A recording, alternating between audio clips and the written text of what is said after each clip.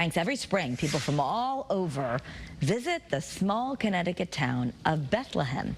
They come to see the lilacs and a special home made even more famous in a book that's now sold millions of copies. Channel 3's Susan Raff takes us to Bethlehem, where we meet the author of The Lilac Girls.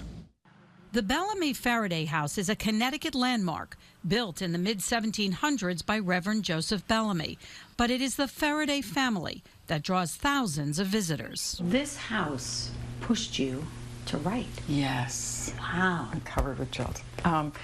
I don't know what happened when I walked in here. You may not recognize Martha Hall Kelly, but more than likely you are familiar with her books, especially Lilac Girls, a powerful novel about World War II, and Caroline Ferriday, who lived in this house with her parents. They were a family of means.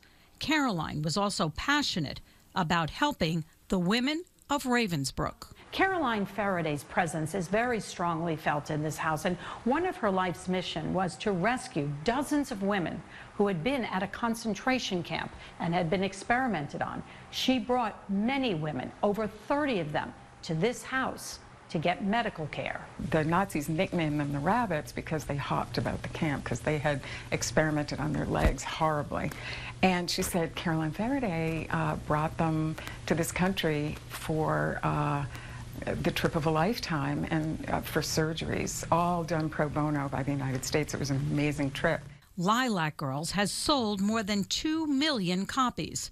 It was her first novel. I was an advertising copywriter, and I had retired. Martha became a stay-home mom, but after visiting this house, she was hooked. She went through all the archives and did a lot of research. Caroline was also a Broadway actress. She and her mom collected heirloom lilacs from around the world and planted them here. In the early spring, they are robust in color and fragrance.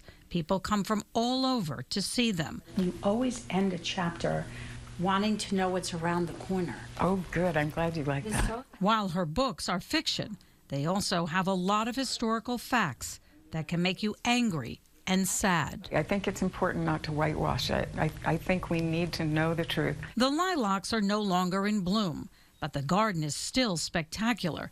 And this house has so much to teach us. Make the trip to Bethlehem. You'll be glad you did.